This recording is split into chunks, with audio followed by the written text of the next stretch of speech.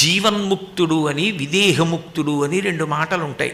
జీవన్ముక్తుడు అంటే బ్రతికుండగానే చేసినటువంటి భక్తి వలన జ్ఞానమును పొంది ఆ జ్ఞానము వలన తానే అదిగా మారిపోవుట, ఆ ఒక్కటి తానైపోవుటకు జీవన్ముక్తుడు అని పేరు. అంటే చూడండి, కొబ్బరిలో ఆ కొబ్బరి పెంకు నుంచి విడిపోయి గుడుగుడులాడుతూ కదులుతూ ఉంటుంది. అట్లా శరీరంతో తాదాత్మ్యత చెంది ఇది నేను అనుకున్నవాడు ఇది నేను కాదు, నేను ఆత్మ అన్న విషయాన్ని అనుభవంలోకి తెచ్చుకొని సంగము లేకుండా శరీరమునందు ప్రారంధం అయిపోయే వరకు ఉంటాడు. అందుకే కురిడిని తీసుకెళ్ళి పూర్ణాహుతిలో వేసేస్తారు. ఆ ఒకటి పక్కన సున్నా అయిపోవడం అన్న మాటకు అర్థం ఏమిటంటే పూర్ణమద పూర్ణమిదం పూర్ణాత్ పూర్ణముదిచ్యతే పూర్ణస్య పూర్ణమాదాయ పూర్ణమేవావశిష్యతే అంటుంది ఉపనిషత్తు. తాను పూర్ణమైపోవడం, ఎక్కడ బయలుదేరాడో అక్కడికి వచ్చి మళ్ళీ చేరిపోవడం. ఒక చుక్క పెట్టి మీరు సున్న చుట్టడం మొదలెట్టారనుకోండి, ఎక్కడ సున్న చుట్టడం ప్రారంభం చేశారో మళ్ళీ తిరిగి అక్కడికి వచ్చేస్తే పూర్ణమైపోయింది. ఏ బ్రహ్మము నుంచి విడిపోయి నేను జీవుణ్ణి అనుకుంటున్నాడో ఆయన నేను జీవుణ్ణి కాదు బ్రహ్మమని తెలుసుకుని బ్రహ్మమైపోవడమే, మళ్ళీ ఎక్కడ బయలుదేరాడో అక్కడికి తిరిగి వచ్చేయడం. ఇప్పుడు పూర్ణమైపోయాడు, ఆ ఒకటి పక్కన సున్న అయిపోయాడు. అందుకని నవరాత్రులుగా ఉపాసన చేస్తారు. ఈ నవరాత్రులుగా ఉపాసన చేసేటప్పుడు మొట్టమొదటి 3 రోజులు మహాకాళీ స్వరూపంగా ఉపాసన చేస్తారు. తర్వాత 4, 5, 6 రోజుల్లో మహాలక్ష్మీ స్వరూపంగా ఉపాసన చేస్తారు. 7, 8, 9 రోజుల్లో మహాసరస్వతి స్వరూపంగా ఉపాసన చేస్తారు. ఆ పరదేవతనే, ఆవిడే ఆ దుర్గమ్మే. ఆ దుర్గమ్మనే 3 రోజులు ఒక రూపంగా, 3 రోజులు ఒక రూపంగా, 3 రోజులు ఒక రూపంగా ఉపాసన చేస్తారు. అంటే దాని అర్థం ఆమె వేరైపోతోందని కాదు, ఆమె ద్వారా మాకు ఈ ప్రయోజనము కలగాలని కోరుకుంటారు. ఇది యథార్థమునకు తెల్లవారుజామున చేసేటటువంటి పూజ మరునాడు సూర్యోదయం వరకు ఎలా రక్షణ కల్పిస్తూనే ఉంటుందో, అది ఎట్లా కృతజ్ఞతావిష్కారం అవుతుందో, సంవత్సరంలో చేసేటటువంటి శారదా నవరాత్రులు కూడా సంవత్సర పర్యంతము అటువంటి తుష్టిని పుష్టిని అనుగ్రహిస్తాయి. ఇందులో అమ్మవారిని మహాకాళి, మహాలక్ష్మి, మహాసరస్వతి అని ఉపాసన చెయ్యవలసిన అవసరం కానీ, ఈ 3 పేర్లు చెప్పి దుర్గమ్మ దగ్గర పూజ చేయడం కానీ ఎందుకు ఋషులు నిర్ణయం చేశారు, ఎందుకు అట్లా సాంప్రదాయికంగా కొనసాగుతూ వస్తోంది అని పరిశీలనం చేస్తే అందులో కొన్ని అద్భుతమైనటువంటి విశేషాలు చెప్తారు. అంటే సమయాన్ని దృష్టిలో పెట్టుకొని నేను ఈరోజు ప్రసంగంతో పూర్తి చేస్తాను కాబట్టి విహంగ వీక్షణంగా దాని గురించి మాట్లాడతాను. మొట్టమొదటి 3 రోజులు చేసేటటువంటి మహాకాళి ఉపాసన దేని కొరకు అంటే పుట్టుకతో మనని పట్టుకున్నటువంటి దుర్గుణములను పోగొట్టుకోవడం కోసం. నేను అన్న మాట మీరు జాగ్రత్తగా పట్టుకోవలసి ఉంటుంది. నేను ఒకదాన్ని పట్టుకున్నాను అనుకోండి, దాన్ని విడిచిపెట్టేయడం నా చేతిలో ఉంటుంది. నేను ఒక కర్ర పట్టుకున్నాను అనుకోండి, ఆ కర్రని వదిలిపెట్టేయడం నా చేతిలోనే ఉంటుంది, వదిలేసేయచ్చు. నన్ను వేరొకటి వచ్చి పట్టుకుందనుకోండి, జలగ నన్ను పట్టుకుందనుకోండి, అప్పుడు నేను కాదు పట్టుకున్నది, జలగ నన్ను పట్టుకుంది. జలగ నుంచి నేను విడిపించుకోవడం నా చేతిలో లేదు, జలగ విడిచిపెట్టాలి. జలగని విడిపించుకుందామని మీరు లాగే ప్రయత్నం చేశారనుకోండి, జలగ సాగినట్లు అంటారు, అది సాగుతుంది, వదలదు.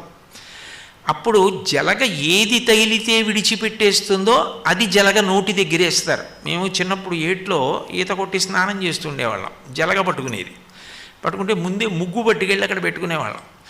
పట్టుకెళ్ళి పెట్టుకుని ఆ ముగ్గు తీసి జలగ ఎక్కడ పట్టుకుందో అక్కడ దాని నోటి దగ్గర వేస్తే దానికి ఆ ముగ్గు వాసన వచ్చినా ముగ్గు తగిలిన విసుగు, అది వెంటనే వదిలిపెట్టి కింద పడిపోతుంది, లేకపోతే అది నెత్తురు లాగుతుంది. కాబట్టి జలగ విడిచిపెట్టడానికి జలగకి ఇష్టం లేనిది ఏది వేస్తారో, అలా మనని పట్టుకున్నది ఏదుందో దుర్గుణం, అది మనని విడిచిపెట్టేసేటట్టుగా ఏది కావాలో అది ఇవ్వగలిగినది ఎవరు అంటే అమ్మవారే. ఆవిడే ఇవ్వాలి. జన్మతః మనం ఎంత వద్దు అన్నా మనని పట్టుకునేవి 6 ఉంటాయి. అందుకని వాటిని షడ్రిపులు అంటారు. కామ, క్రోధ, లోభ, మద, మోహ, మాత్సర్యములు. ఈ 6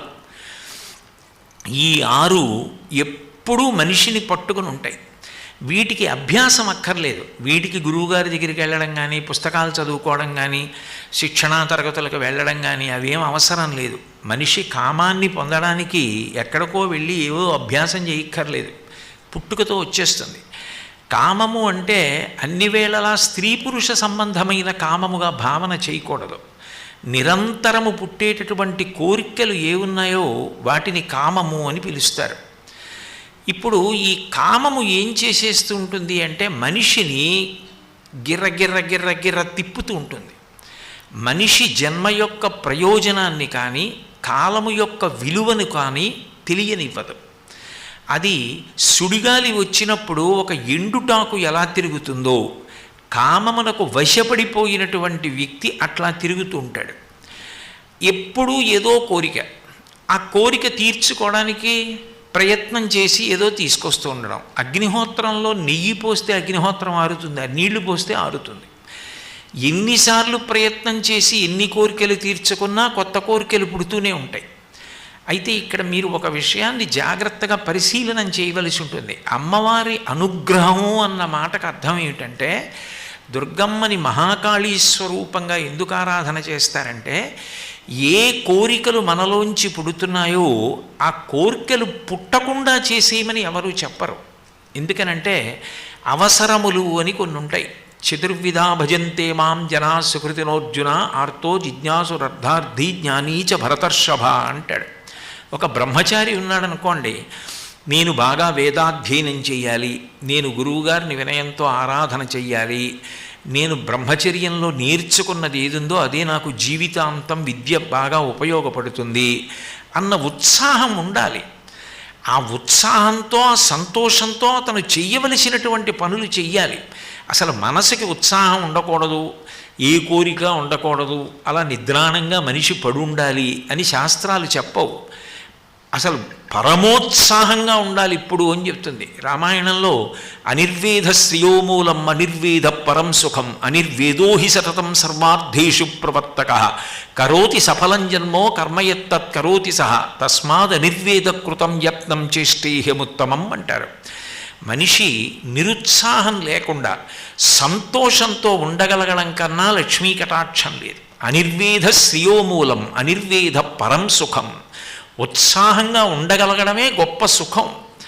అనిర్వేద పరం సుఖం అనిర్వేదో హి సతతం సర్వార్థేషు ప్రవర్తక. పరమోత్సాహంతో కార్యాన్ని చెయ్యాలని ప్రయత్నించేటటువంటి వాడు ఎవరుంటాడో ఆయన ఏ కార్యాన్నైనా సాధించగలుగుతాడు. నిజానికి అది లేనప్పుడు జీవితంలో ఇక ఏది ఉన్నా ప్రయోజనం లేదు. ఆ ఉత్సాహం అన్నది మనస్సులో ఉండాలి. మనసులో ఉండి మంచి పనులు చెయ్యాలన్న తాపత్రయం ఉండాలి.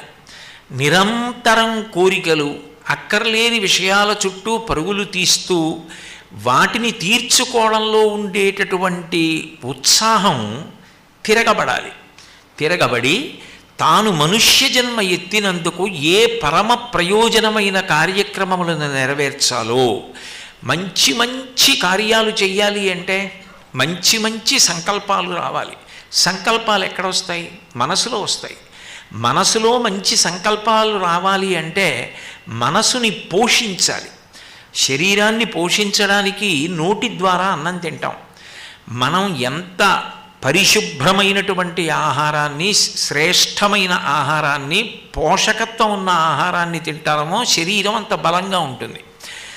ఒక్క నోటి నుంచి వెళ్ళే ఆహారముతో శరీరము పోషింపబడుతుంది. 5 కన్నాలలోంచి వెళ్ళేటటువంటి విషయముల వలన మనసు పోషింపబడుతుంది. కంటితో ఎప్పుడు ఏది చూస్తా అంటాడో దాని వలన మనసు ప్రభావితమవుతుంది. ఏది వింటుంటాడో దాని వలన ప్రభావితమవుతుంది. ఏది ముట్టుకుంటాడో దాని వలన ప్రభావితమవుతుంది. ఏది వాసన చూస్తూ ఉంటాడో దాని వలన ప్రభావితమవుతుంది. మీరు చూసేవన్నీ మంగళప్రదమైన విషయములు, మీరు చూసేవన్నీ శుభప్రదమైనటువంటి విషయములు అనుకోండి. మీరు దేవాలయాల వంక చూడడం, మహాత్ముల వంక చూడడం, మంచి విషయాలు, మంచి పుస్తకాలు, ఇంట్లో ఎటు చూసినా, ఏ కిటికీ వైపు చూసినా ఏ అలంకారం చూసినా, ఏ గూడు వంక చూసినా అన్ని పరమోత్కృష్టమైనవే ఉన్నాయనుకోండి, అవి మీ మనసుని ఎప్పుడూ కూడా సత్వగుణంతో ప్రకాశించేటట్టుగా చేస్తాయి. కన్ను ఎటు తిప్పినా మంచి విషయాలు కనపడుతున్నాయనుకోండి, మనసు సత్వగుణంతో ఉంటుంది. వినేవన్నీ అనుద్వేగకరం వాక్యం అంటాడు గీతాచార్యుడు. ఉద్వేగం కల్పించకుండా శాంతిని కల్పించేవి మీరు వింటున్నారనుకోండి, అవి మీ మనసుకి శాంతినిస్తాయి. ఇంట్లో చాలా మంచి పుస్తకాలు ఎన్నో ఉండి మీరు ప్రతిరోజు కాసేపు ఆ పుస్తకం చదువుతున్నారనుకోండి, అది మీ మనసుని ప్రభావితం చేస్తుంది. మీ మనసు ఎంత ఆరోగ్యవంతంగా ఎంత బాగా ప్రభావితమవుతుందో అందులోంచి అన్ని మంచి సంకల్పములు ఉదయిస్తాయి. నేను ఈ మంచి పని చెయ్యాలి, ఎట్లాగైనా ఈ మంచి కార్యాన్ని నేను సాధించాలి అన్న ఉత్సాహం పుడుతుంది. ఇప్పుడు ఆ కార్యాన్ని చెయ్యడం కోసం మనసు నిరంతరం ఆలోచనలు చేస్తుంది, తన శక్తిని వినియోగిస్తాడు. ఆ ఉత్సాహం మరణించకూడదు, కార్యములు మంచివి చెయ్యాలి. ఆ చెయ్యడం చేత మనిషి కీర్తి పొందుతాడు.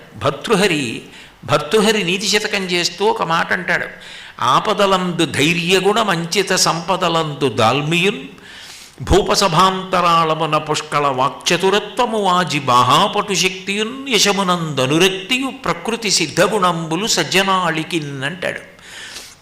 ఒక ఆపద వస్తే మృత్పిండం పడిపోయినట్టు, మట్టి ముద్ద చెయ్యి జారి కింద పడిపోతే ఎట్లా పడిపోతుందో అట్లా పడిపోకుండా, బంతి కింద పడితే మళ్ళీ ఎలా పైకి లేస్తుందో అట్లా ఉత్సాహంగా మళ్ళీ పైకి లేవగలగాలి. అటువంటి గుణాన్ని ఎవరిస్తుంది అంటే అమ్మవారిస్తుంది. కేవలముగా ఇంద్రియములతో రంజకత్వమును పొందుతూ ఎంతసేపు శరీరంతో సంతోషపడుతున్నానా లేదా అని కాకుండా ఉత్తమ కార్యములను సాధించి జీవితాన్ని సద్వినియోగం చేసుకోగలిగినటువంటి లక్షణము కలగాలి అంటే ముందు లోపల ఉన్నటువంటి దుర్గుణములను తుడిచేయాలి. మీరు చూడండి, అవసరం ఉన్నా లేకపోయినా ఇంటిని 2 పూట్ల తుడిచేస్తారు. ఎందుకు తుడిచేస్తారు అంటే ఇంటి లోపల ఏ మంచి పనులు చేశారన్న దానికన్నా ముందు ఇంట్లోకి చేరిపోయినటువంటి దుర్గుణములను తీసేయాలి. ఇంట్లో చేరినటువంటి ఉండకూడని విషయాలు ఏముంటాయో అవి తుడిచి తీసేస్తారు ఆరోగ్యంగా ఉండడానికి.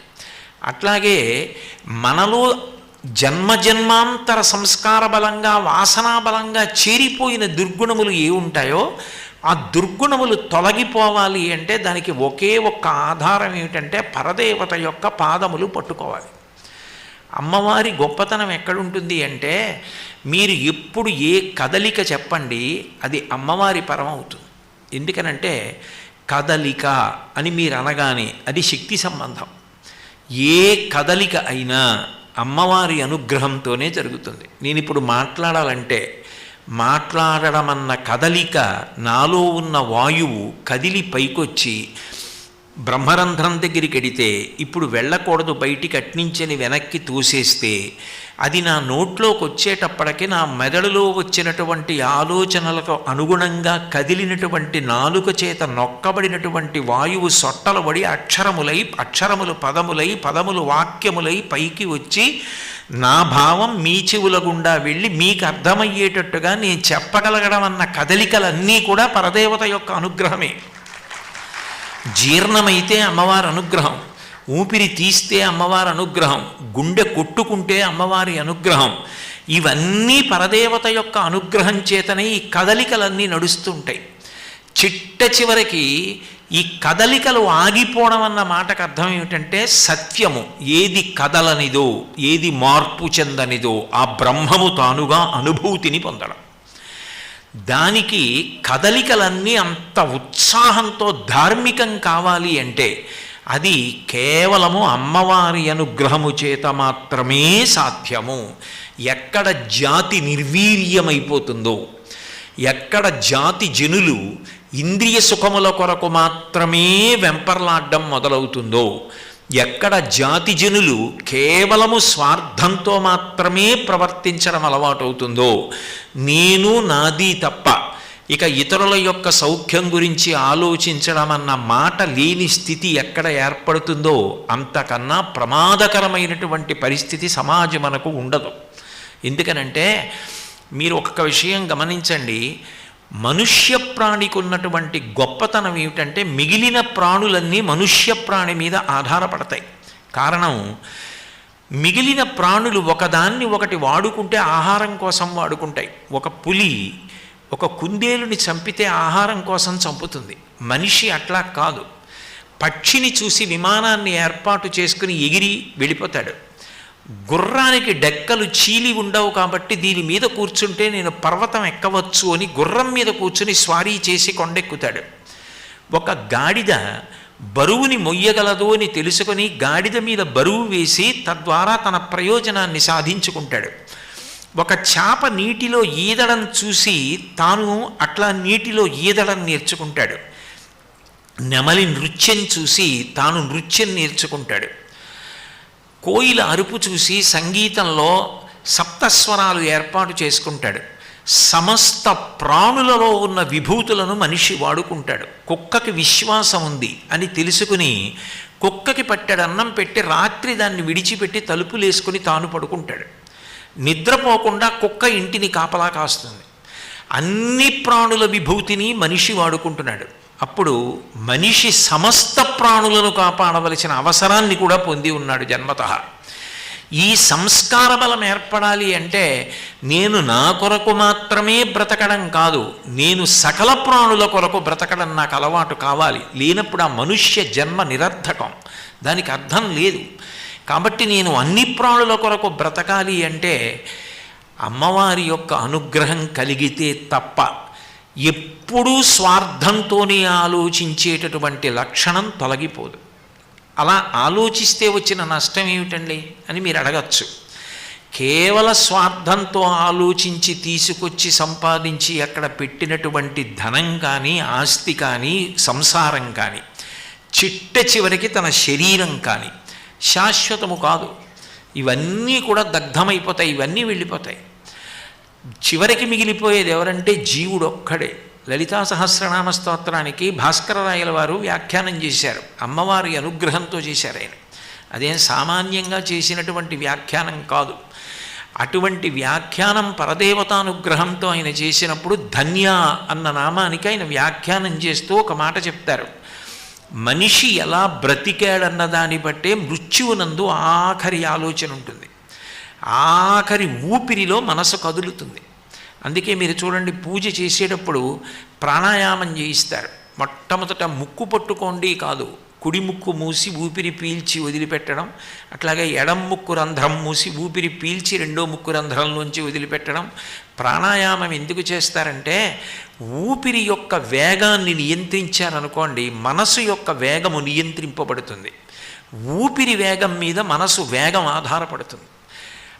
ఆఖరి ఊపిరిలో ఆఖరిసారి మనస్సు కదులుతుంది. ఆఖరిసారి కదిలినప్పుడు మనసు గట్టిగా దేన్ని పట్టుకుందో దాన్ని స్మరిస్తుంది. ఆర్తచింత అని ఉంటుంది. ఆర్తచింత అంటే భార్య మీద, బిడ్డల మీద, ఆస్తి మీద, పొలాల మీద, ఐశ్వర్యం మీద, వీటి మీద ఉండిపోయిన భ్రాంతికి ఈశ్వరుడు ఏమంటాడంటే నీకు సర్వోత్కృష్టమైన మనుష్య జన్మనిచ్చాను, నీ ఆఖరి తలపు దేని మీద ఉండిపోయింది, నువ్వెంత అశాశ్వతమో మిగిలిన అశాశ్వతమైన విషయాలు నీకు గుర్తున్నాయి. నీకు వాక్కునిచ్చాను, బుద్ధినిచ్చాను, గురువునిచ్చాను, శాస్త్రాన్ని ఇచ్చాను, ఇవేవీ నీకు అక్కర్లేకపోయాయి. నువ్వు అశాశ్వతమైనవన్నీ పట్టుకున్నావు. ఈ పాటి దానికి నీకు మనుష్య జన్మ అక్కర్లేదు. ఒక కుక్కకి కూడా ఇది నా వీధి, ఈ ఇసుక దిబ్బ నా పాన్పు, ఇదంతా నాదే అన్న భావన ఉంటుందో. సందులో ఉన్న కుక్క వేరో సందులోంచి కుక్క వస్తే ఒప్పుకోదు, ఈ సందంతా నాదే అనుకుంటుంది. ఈ ఇల్లు నాది అనుకున్నవాడు అంతే. ఎన్నాళ్ళు ఉంటాడు? ఈ ఇల్లు నాది, ఈ ఇల్లు నాది అన్నవాడి శవం బయటికి వెళ్ళిపోతున్నప్పుడు ఆ ఇల్లు మాత్రం ఈయన నావాడన్న మాట అందం. ఆ తర్వాత వారసులు వచ్చి పేరు మార్చుకుని ఈ ఇల్లు నాది అన్నప్పుడు కూడా ఇల్లు ఏమీ అందం. అయ్యో మీ తండ్రి ఇంత కష్టపడ్డాడని అదేం అందం. కింవానేన ధనేన వాజికరిభిప్రాప్తేన రాజ్యేన కిం వా పుత్ర కళత్రమిత్ర పశుభిర్దేహేన గేహేన కిం జ్ఞాతైతక్షణభంగురం సపతిరో త్యాద్యం మనోదూరతః స్వాత్మార్థం గురువాక్యతో భజ భజ శ్రీపార్వతీ వల్లభం అంటారు శంకరులు. ఆలోచించవలసినది ఏది అంటే అశాశ్వతమైన వాటిని ఎన్నిటిని పట్టుకున్నాము అన్నది కాదు. మనసు ఎంత విశాలం చేసుకొని ఎంత బాగా బ్రతకగలిగాం, ఎన్ని మంచి విషయాల గురించి ఆర్తి చెందామన్న దాన్ని బట్టి ఆఖరి ఊపిరిలో ఆఖరిసారి మనసు కదులుతుంది. అది నేను ఇంకా ఎన్ని చదవాలో, 24,000 శ్లోకాల్లో రామాయణంలో నాకు వచ్చిన శ్లోకాలు ఇన్ని. మహాభారతం అన్ని పద్యాలు ఉన్నాయి. 3 మహాపురుషులు ఆంధ్రీకరించారు. ఎన్ని విషయాలు చెప్పాడు భీష్ముడు. 2 పర్వాలు చెప్పాడు, శాంతి పర్వం, అనుశాసనిక పర్వం. నాకేం తెలుసు అని మంచి విషయాలు ఆలోచిస్తూ ఇంకా నేను ఇది తెలుసుకోలేదన్న ఆర్తి ఆఖరి ఊపిరిలో స్మరణగా వెళ్ళిపోయాడు అనుకోండి. ఆ చింతని అడ్డుపెట్టి దాన్ని ధన్యచింత అంటారు. అమ్మవారు మళ్ళీ మనుష్య జన్మనిచ్చి ఇంకా బాగా విషయాలు తెలుసుకుని వృద్ధిలోకి వచ్చే అవకాశాన్ని కల్పిస్తుంది. అందుకని మన ఏవ మనుష్యాణం కారణం బంధమోక్షయో, మనసే బంధమునకు కానీ మోక్షమునకు కానీ కారణమవుతోంది. ఆ మనసుని సంస్కరించుకోవడం అన్నిటికన్నా చాలా ప్రధానమైనటువంటి విషయం. బయట ఎన్ని చేశారు అన్నదానికన్నా మనని మనమెంత సంస్కరించుకున్నాము అన్నదానికే పరదేవత పెద్దపీట వేస్తుంది. ఎన్ని చెప్పినా ఎన్ని చదివినా నేను నాది ఈ రెండిటి నుంచి బయటపడలేనప్పుడు పరదేవత పాదములు పట్టుకుంటే ఆవిడేం చేస్తుందంటే మహాకాళీ స్వరూపంగా మొదట లోపల ఉన్న దుర్గుణములు తొలగిపోయేటట్టు చేస్తుంది. మీరు చూడండి, ఒక ఇనప గొట్టం ఉంది, దాని లోపలంతా ఎన్నో ప్రమాదకరమైనటువంటి పురుగులు చేరిపోయి ఉన్నాయి. కొడదామంటే అది ఇనప గొట్టం, గొట్టం మీద కొడితే ఇనప గొట్టం లోపల దాక్కున్నటువంటి విషప్రాణికి తగలదు, అది బయటికి రాదు. మీరేం చేస్తారు? అప్పుడు ఆ ఇనప గొట్టాన్ని బాగా వేడి చేసేసారనుకోండి, అగ్నిహోత్రంలో పడేశారు ఆ గొట్టాన్ని.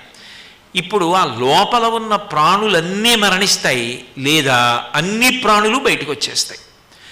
ఇనపగొట్టానికి అగ్నిస్పర్శ తగిలితే దాని లోపల ఉన్నవన్నీ బయటికి వెళ్ళిపోయినట్టే పరదేవత యొక్క స్పర్శ, ఆమె పాద స్పర్శ తగిలేటప్పటికి, ఆవిడ అనుగ్రహం కలిగేటప్పటికి కొన్ని కోట్ల జన్మల పర్యంతం మనం చేసినటువంటి కర్మల యొక్క ఫలితంగా పట్టుకుని వచ్చినటువంటి వాసనాబలంగా ఉన్న దుర్గుణములన్నీ తొలగిపోతాయి. దానికోసం మహాకాళీ స్వరూపంగా 3